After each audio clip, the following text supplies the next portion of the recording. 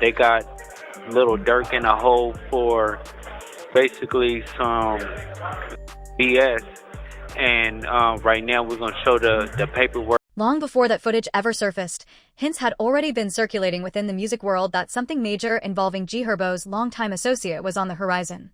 Subtle comments in interviews, cryptic posts, and carefully worded remarks suggested insiders knew a development was coming, even if they didn't reveal what it was. Those hints created a quiet sense of anticipation among fans who follow industry signals closely. Still, almost nobody predicted that the reason behind the sudden surge of attention would be as intense or as widely discussed as it turned out to be. When the new footage finally went viral, it wasn't just the visuals that grabbed attention, it was the context provided alongside it. Members of the legal team described circumstances that raised alarms about confinement conditions, citing limited access to communication, strict restrictions, and treatment they argued could negatively affect overall well-being. Those descriptions immediately shifted the tone of public discussion. Instead of casual curiosity, the conversation became serious and urgent, with supporters voicing concern about health, safety, and fairness. For many observers, that moment marked a turning point. The narrative was no longer just about charges and court dates. It was about environment, treatment, and whether the system was handling the situation appropriately. Fans began circulating clips, statements, and commentary, trying to piece together a clearer understanding of what was happening. The sense of mystery only intensified interest because partial information often fuels more speculation than complete transparency ever could.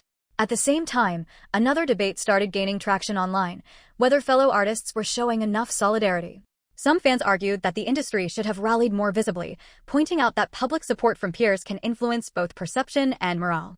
Others countered that legal situations are complicated and that silence doesn't necessarily mean lack of loyalty. Still, the discussion itself showed how emotionally invested people had become.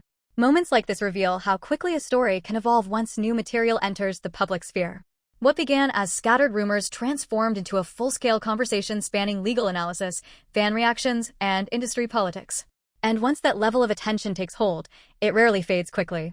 Instead, it builds, layer by layer, as each new detail reshapes the narrative yet again. If you and I talk, state cases are kind of middle school basketball and federal cases are kind of the NBA all-star in terms of the complexity and everything that goes into it. As the case moves closer to trial, attention is increasingly focused on potential outcomes and what each might mean. Legal analysts often outline several scenarios. One possibility is a full trial ending in a verdict, which would provide the most definitive resolution. Another is a negotiated plea agreement reached before proceedings conclude. Plea deals are common in federal cases because they allow both sides to avoid the uncertainty of trial. Prosecutors secure a conviction, while defendants may receive reduced penalties compared to what they could face if found guilty at trial. Whether negotiations occur often depends on how each side assesses its chances. If prosecutors believe their evidence is overwhelming, they may feel little incentive to offer concessions. Conversely, if defense attorneys identify weaknesses they think could persuade a jury, they may recommend proceeding to trial. The decision is ultimately strategic, weighing risk against potential reward. Sentencing considerations also play a role. Federal sentencing guidelines provide ranges based on factors such as offense severity and criminal history. Attorneys frequently analyze these guidelines in detail when advising clients, calculating possible outcomes under different scenarios. Even small changes in charges or factual findings can significantly affect the recommended range, which is why negotiations sometimes revolve around specific wording in agreements. Another element is timing. The closer a case gets to trial, the more pressure both sides may feel. Preparing for trial requires substantial resources, from expert witnesses to exhibit preparation. Sometimes that pressure encourages last-minute resolutions. Other times it hardens positions, especially if each side believes momentum is in its favor. So that just never happens in a federal case. And I'm saying this to the guy that did an iconic interview of Sammy the Bull Gravano, right? The defense has also revealed that a federal probation officer reviewed the evidence related to flight risk and concluded that release conditions could reasonably manage any concerns. That recommendation was submitted to the court, though the judge ultimately decided not to follow it. Legal analysts say such disagreements are not unusual. Judges are not required to adopt recommendations, and in high-profile cases, they often err on the side of caution. To strengthen their position, attorneys proposed a substantial bond package that included large cash amounts, valuable property, financial guarantees from associates, electronic monitoring, and private security supervision. Packages like that are designed to address every possible concern a court might raise, demonstrating both financial accountability and physical oversight. Even so, approval is never guaranteed. Courts must consider not only the size of the bond, but also the seriousness of the allegations and potential sentence if convicted. Another argument raised by the defense focuses on personal ties. They say strong family connections, children, and community relationships make it unlikely that someone would abandon everything and flee. Courts sometimes consider those factors, though they must balance them against other evidence. Prosecutors, for their part, continue to stress travel history and alleged infractions as indicators of risk. Meanwhile, the legal timeline keeps shifting. The trial, scheduled to take place in Los Angeles, has already been postponed multiple times, largely because of the enormous volume of material both sides must review. Each delay extends the pretrial period, but also gives attorneys more time to prepare arguments and analyze evidence. In complex federal prosecutions, lengthy preparation is often unavoidable. For now, the situation remains unresolved. Motions are still being filed, evidence is still being debated, and the final outcome remains uncertain. What is clear is that every development, whether procedural, evidentiary, or strategic, carries weight. In cases of this scale, progress rarely happens in dramatic leaps. Instead, it unfolds step by step, decision by decision, until eventually everything converges in a courtroom where a jury will determine what happens next. Vlad, this is Life? This is a life imprisonment case. Okay. There's no in between. This isn't state court. There's no, Right. hey, we'll do 10, 15. It's a life case. Part of what makes the situation especially risky, according to court filings, is that prosecutors have suggested possible links to additional alleged plots beyond the primary charges, though no new counts have been formally filed. Even without additional indictments, references to other alleged incidents can shape how a case is perceived, particularly when investigators present them as context. Legal observers note that such references, even when not charged separately, can influence the narrative surrounding a defendant if they are allowed into evidence. Another factor complicating matters is the sheer scale of documentation involved. Discovery materials in the case reportedly exceed tens of thousands of pages, a volume so large that it has repeatedly pushed back court dates. Reviewing that much information is not a quick process. Defense teams must examine every page for inconsistencies, missing context, or procedural errors, while prosecutors must organize it into a coherent argument. Delays caused by massive discovery files are common in federal proceedings because both sides need time to prepare thoroughly. One of the most closely watched battles revolves around whether music itself can be used as evidence. Prosecutors have argued that certain lyrics, visuals, and imagery could demonstrate intent or motive. Defense attorneys strongly oppose that approach, saying creative expression should not be treated as literal confession. In early 2026, a judge issued a split decision. Specific lines from a song were excluded because they related to flight risk rather than the central allegations, while other artistic material remained under consideration. The ruling was significant because it showed the court was willing to draw distinctions rather than accept or reject all such evidence outright. Legal scholars often point out that cases involving artistic works raise complicated questions about interpretation. Lyrics can contain exaggeration, metaphor, or fictional storytelling, making it difficult to determine whether they reflect real events. That ambiguity is precisely why courts must weigh admissibility carefully. Attorneys argue that allowing creative material as evidence risks misunderstanding how music is actually made. Recording sessions can involve multiple writers, edits, and revisions over long periods.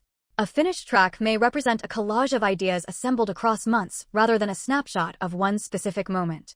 The defense maintains that without understanding that process, investigators may misinterpret artistic language as literal description. And I'm sensitive to that issue because I don't know of another art form, and you have your finger on the pulse of rap as good as anybody in the world right now. That description, small yet meaningful, sits right at the heart of the entire situation because it highlights the reality that this case leaves almost no room for middle ground.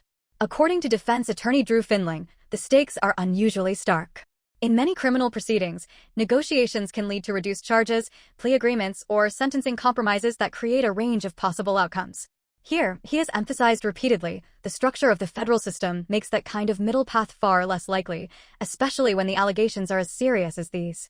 Findling has explained in interviews that federal prosecutions operate under different dynamics than state cases. Federal investigators typically spend years building files before charges are filed, compiling documents, communications, travel records, and witness statements. By the time an indictment is announced, prosecutors often believe they already possess a deeply layered case. That approach changes the leverage balance dramatically. Instead of negotiating from uncertainty, the government usually negotiates from what it sees as strength. Because of that, he has characterized the situation as essentially binary. Either the defense successfully dismantles the prosecution's claims, or the penalties could be extremely severe. There is rarely a comfortable middle resolution in cases structured this way. That reality shapes every strategic decision the legal team makes, from which motions to file to how aggressively to challenge evidence before trial even begins. This distinction matters because many people outside the legal world assume all criminal cases function similarly. They expect bargaining, compromise, and incremental resolutions. But federal proceedings often move according to stricter procedural frameworks and sentencing guidelines, meaning flexibility can be limited. Understanding that difference helps explain why each motion, each ruling, and each pretrial hearing carries such enormous weight. For observers, that dynamic adds tension to every development. Even small procedural decisions can shift momentum, influence timelines, or alter what evidence jurors eventually see. It's why analysts say cases like this often feel less like a steady process and more like a series of pivotal moments, each capable of changing the trajectory. So when Findling stresses that there's no middle ground, he isn't speaking metaphorically.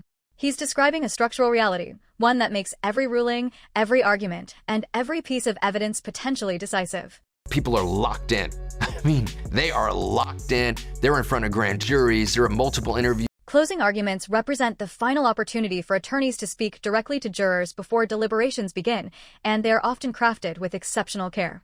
Unlike witness examinations, closings allow lawyers to step back from individual pieces of evidence and present a cohesive interpretation of the entire case. This is where each side ties together testimony, documents, and expert opinions into a unified narrative designed to persuade. Prosecutors typically focus on reinforcing the logical chain that supports their allegations. They revisit key exhibits, remind jurors of critical testimony, and explain how each element fits into a broader sequence. Their goal is to show that the evidence points consistently toward one conclusion. Defense attorneys, in contrast, often emphasize uncertainty. Rather than proving an alternative story, they may concentrate on demonstrating that the prosecution's version contains unanswered questions or inconsistencies that create reasonable doubt. Language choice becomes especially important during closings. Attorneys aim for clarity and memorability, sometimes using analogies or simplified timelines to make complex facts easier to follow. Repetition is common because it helps reinforce central themes. A phrase or concept introduced early in the trial may reappear in closing arguments as a reminder of the narrative jurors have heard throughout the proceedings. Judges usually instruct jurors that closing arguments are not evidence, but interpretations of evidence. Even so, these speeches can strongly influence how information is organized in jurors' minds. Psychologically, the final explanation jurors hear before deliberations can shape which details stand out and which fade into the background. Observers often note that effective closings strike a balance between logic and persuasion. Purely emotional appeals can seem manipulative, while overly technical summaries may lose attention. The strongest presentations typically combine factual precision with a clear, compelling storyline that jurors can recall easily once they enter the deliberation room. When both sides finish, the courtroom enters a transitional moment. The attorneys sit down, the judge gives final instructions, and the responsibility shifts entirely to the jury. Everything that has happened up to that point, weeks of testimony, arguments, and rulings, now rests in the hands of a small group tasked with reaching a unanimous decision. And then we started doing our homework, interviewing the producers, and found out that that song and the Durk part of it was done 7 months beforehand. To understand why that brief release-related clip triggered such a powerful reaction, you have to step back and look carefully at the timeline leading up to it, because the sequence of events is what gives the moment its true weight. The chain begins in late October 2024, when federal authorities arrested the artist in Florida near a major international airport. The arrest didn't happen in isolation. Just 1 day earlier, several members of his collective had already been indicted, immediately signaling that investigators were pursuing something far bigger than a single individual case. Prosecutors alleged that he played a central organizing role in the operation described in those indictments. After the arrest, he was transported across the country and formally arraigned in California the following month, where he entered a plea of not guilty.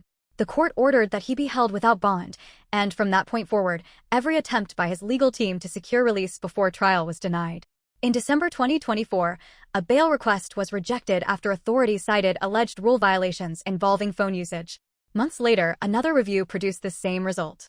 Then yet another denial followed, this time referencing claims that he had tried to travel internationally before his arrest. The situation intensified in August 2025 when he was placed in solitary confinement after reportedly being found with an unauthorized device. This wasn't ordinary detention. Isolation units severely restrict interaction, limiting communication and contact with the outside world.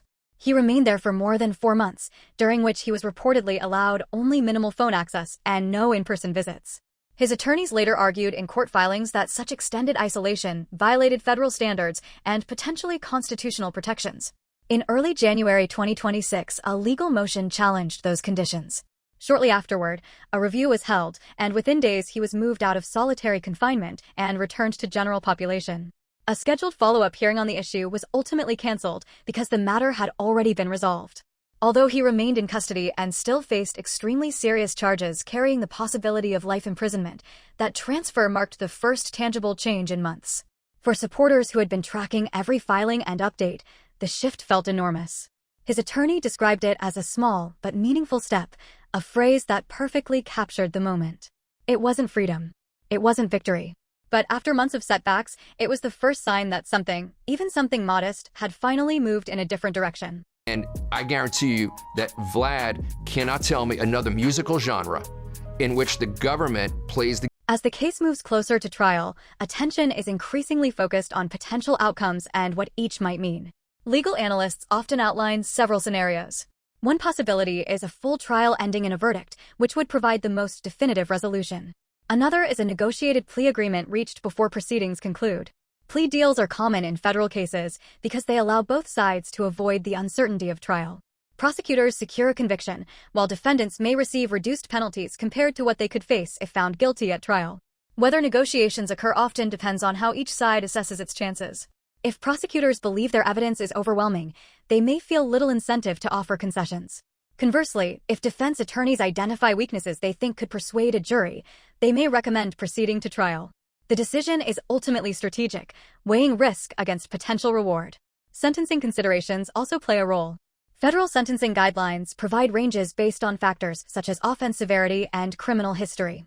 Attorneys frequently analyze these guidelines in detail when advising clients, calculating possible outcomes under different scenarios.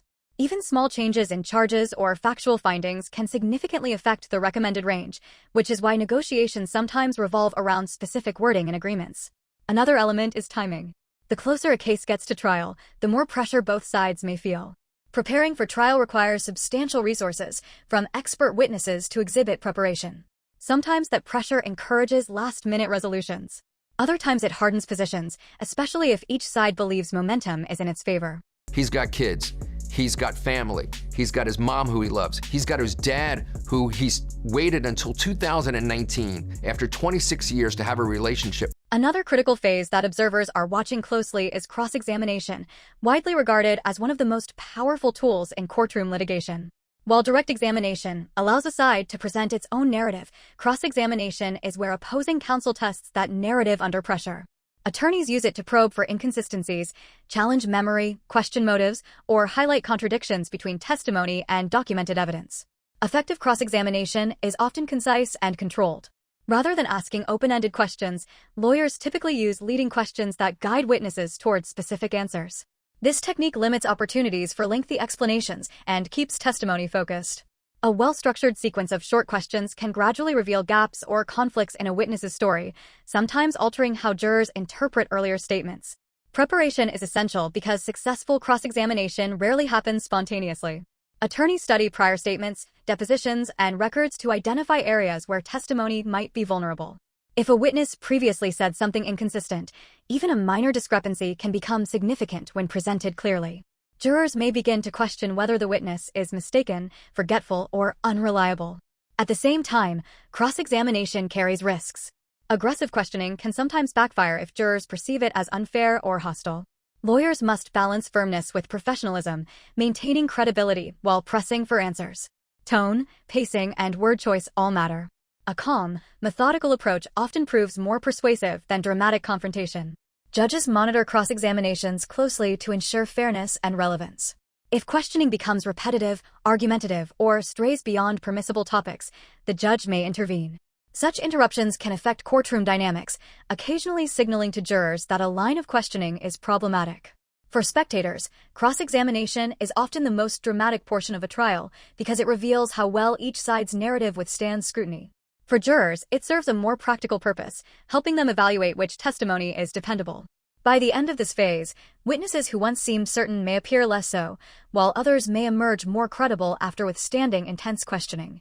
These shifts in perception can significantly influence how evidence is weighed during deliberations. He's not going to sit in the middle row for 17 hours in the back of the plane. A lot of people would. It's just more of a distraction to him. Expert witnesses are expected to play a pivotal role as well, especially in matters involving specialized knowledge beyond the understanding of an average juror. Courts allow experts to testify precisely because some subjects require technical interpretation. These professionals may include analysts, scientists, industry specialists, or investigators with extensive experience. Their purpose is not to decide the case, but to explain complex information so jurors can interpret it accurately. However, expert testimony can become a battleground of competing credentials and methodologies.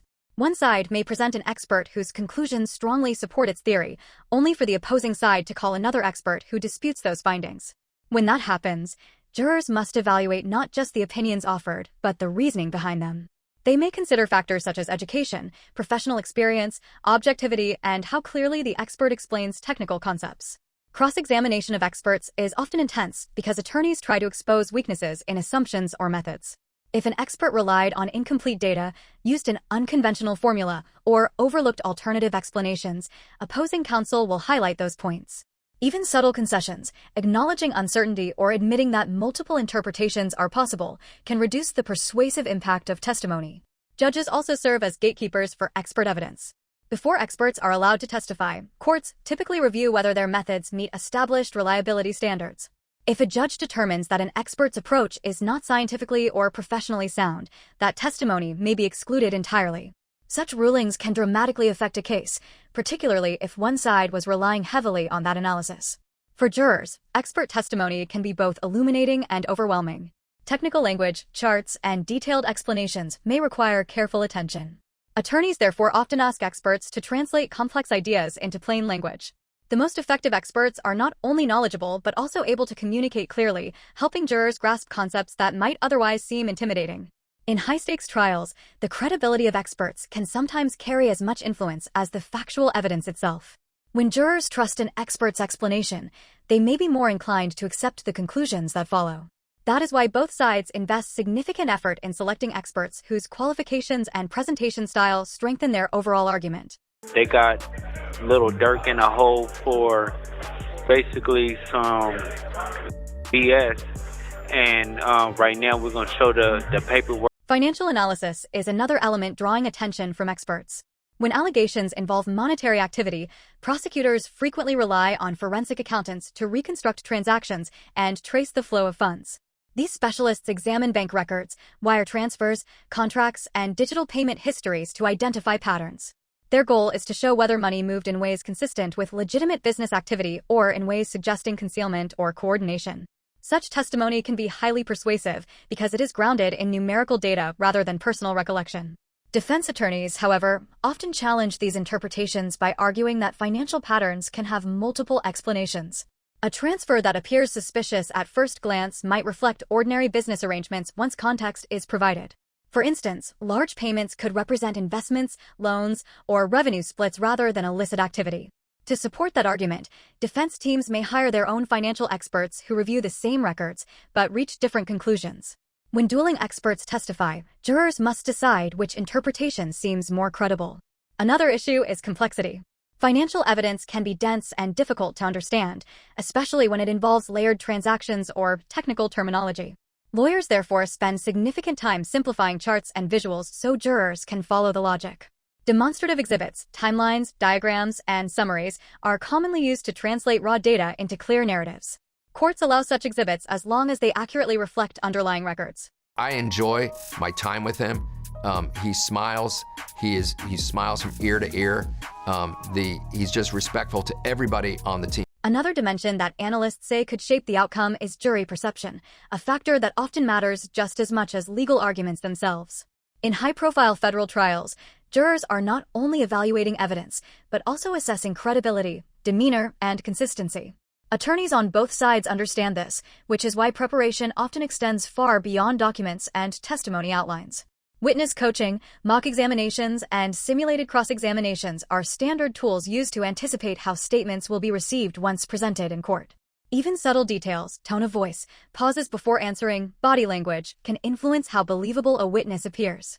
Legal strategists note that jurors tend to look for narrative coherence. They want a story that makes sense from beginning to end, one that explains not only what allegedly happened, but why it happened.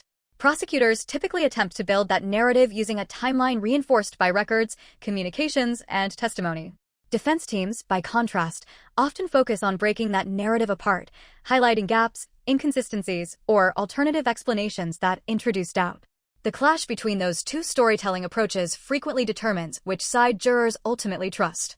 Complicating matters further is the length of the expected proceedings. Trials involving extensive evidence and numerous witnesses can last weeks or even months.